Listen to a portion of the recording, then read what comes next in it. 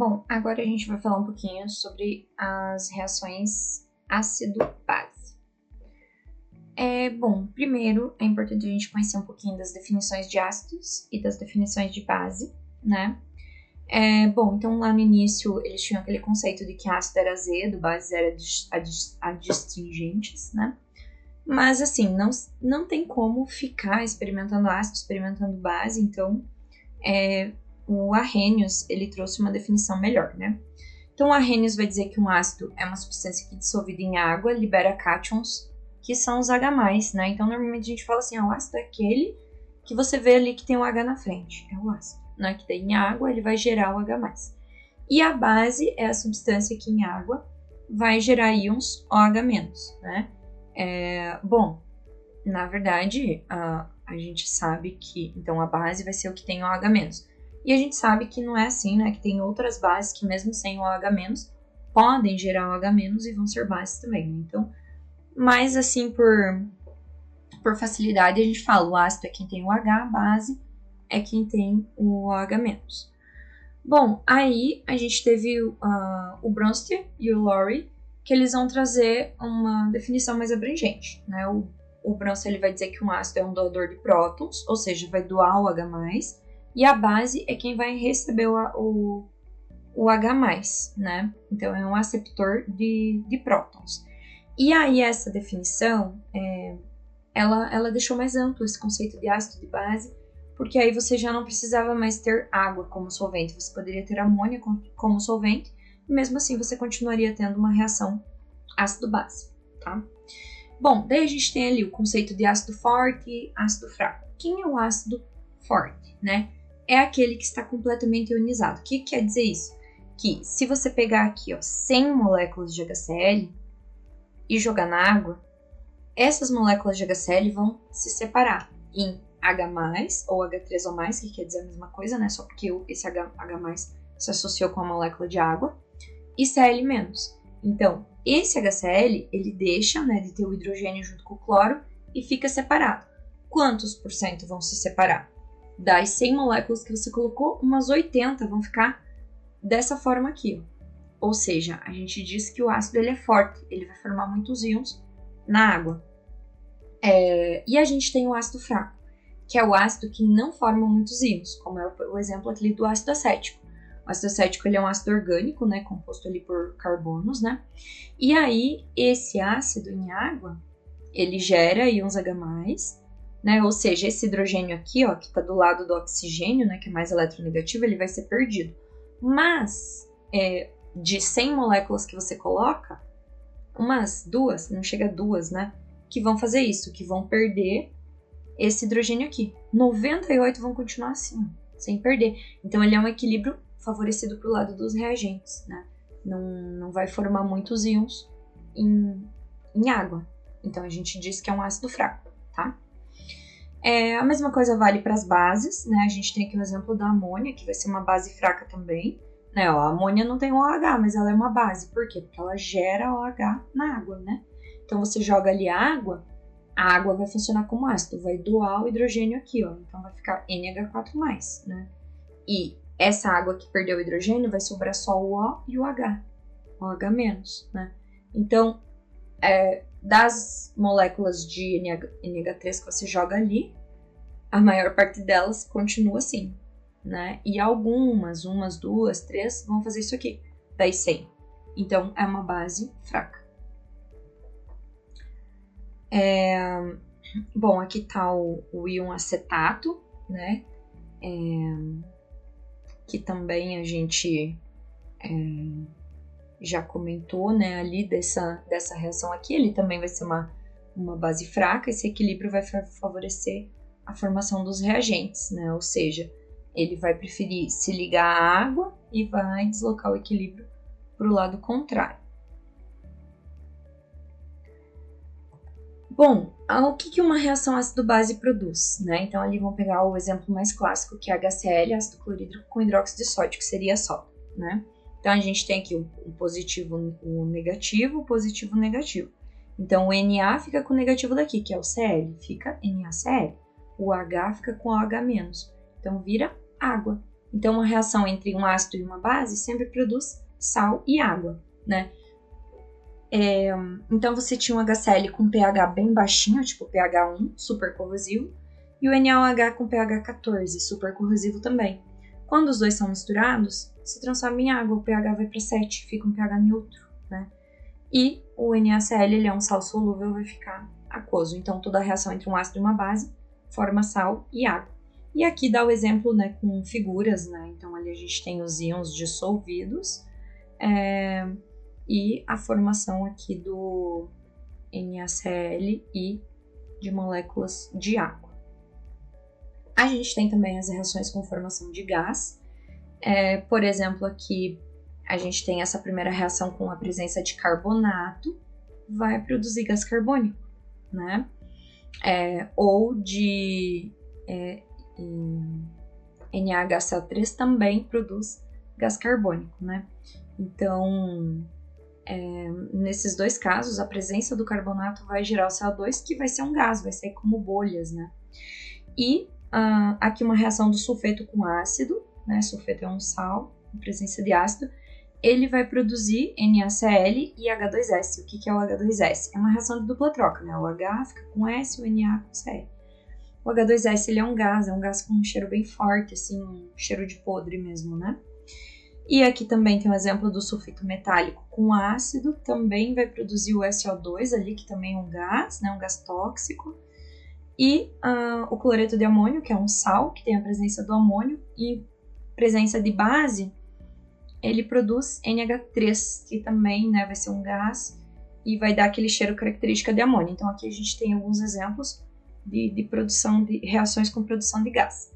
E a gente chega aqui na parte sobre as reações de oxirredução, que é o nosso último tipo de reação. Então a gente viu reação de adição, de decomposição, de combustão, reação de precipitação, de ácido-base, reação com formação de gás, e agora a gente vai ver as reações de oxirredução. Vamos fazer algumas atividades também dessa parte aqui, né?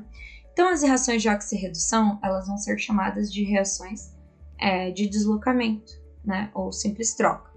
Então, é uma reação que envolve a transferência de elétrons, né? Então, nós temos ali a oxidação e a redução. Oxidação é a perda de elétrons, redução é o ganho de elétrons, tá?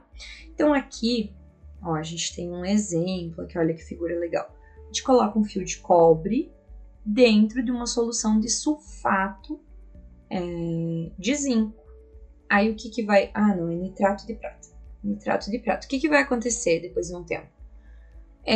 A solução que era incolor, ela começa a ficar azul. E o fio, né, ele começa a ficar com uma cor diferente em volta, uma cor meio acinzentada, né? O que é essa cor acinzentada? É a prata, né?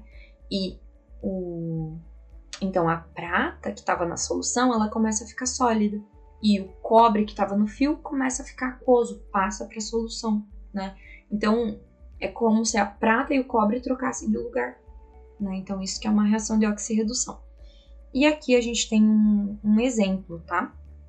Então, a gente pode usar esse exemplo para a gente explicar um pouquinho mais o que seria essa oxidação e essa redução, tá? Então, a gente vai escrever isso aqui. Deixa eu apagar aqui. Não salvar. Deixar um pouquinho maior aqui, né?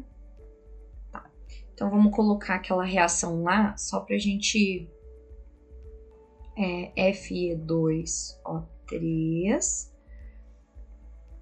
é o óxido de ferro, né? E ele vai reagir com CO mais CO, formando Fe mais 3CO2. 2Fe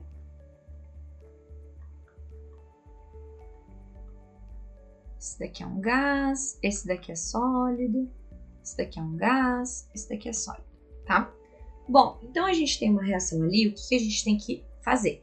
Primeira coisa, para você ver se é uma reação de oxirredução, você tem que olhar os NOx, se os NOx se alteraram. A gente já vai mais para frente ver umas regrinhas ali de como calcular o NOx, eu dou uma explicadinha melhor também como fazer isso, tá? Então vamos lá, achar os NOx aqui, ó. Como que a gente faz? A gente coloca ali o Fe2O3 e monta uma tabelinha para ele, tá? O O, ele vai ter o NOx menos 2. Por que menos 2, né? Ah, e no final tem que dar 0, porque aqui em cima não tem nenhuma carga. Aí a gente pensa no número de elétrons que o oxigênio tem na última camada. Ele tem 6 elétrons, né? Como que eu sei isso? Fazendo a distribuição eletrônica. Ou você olha na tabela periódica, ele está na família 6A, que é a 16, né? Ou seja, para completar 8, falta 2. Então, a tendência do oxigênio é ganhar 2 elétrons. Então, por isso, menos 2 é a carga dele. Então, 2 vezes 3 vai dar 6. E aí, eu penso assim, que o da frente... Eu sempre calculo o último e o da frente eu meio que adivinho, né? Que número que eu preciso somar com 6 para dar 0? Mais 6, né? Mais 6 menos 6 dá 0. Esse mais 6 eu divido entre 2 ferros. Então, 6 dividido por 2, mais 3. Então, o meu NOx é esse aqui, ó. Sempre é o da segunda linha. Então, eu vou colocar lá em cima, ó. O mais 3 e o menos 2. A mesma coisa a gente faz para o CO. Monta a tabelinha, igual a 0. O O a gente já falou que é menos 2. Que número que eu somo com menos 2? Mais 2 dividido por 1, mais 2. Então, esse aqui, ó, foi fácil, ó. Mais 2 e menos 2. O ferro, ele é sólido e ele tá sozinho. Então, ele é uma substância pura. Substância pura, simples, ele recebe NOx 0. E o último que faltou a gente ver é o CO2. De novo, vou fazer a tabelinha e vou dizer que é igual a 0. Menos 2 vezes 2, 4. Que número que eu somo com 4? Mais 4. Dividido 1 aqui, ó, mais 4. Então, esse é o NOx que vai ali para o CO2. Então, vou colocar lá, ó, mais 4 e menos 2. Então, uma das coisas principais em reações de oxirredução é saber calcular o NOx.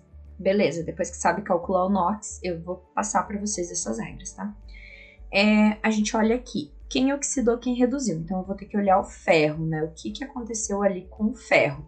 O ferro era 3+, e passou para 0. Diminuiu, né?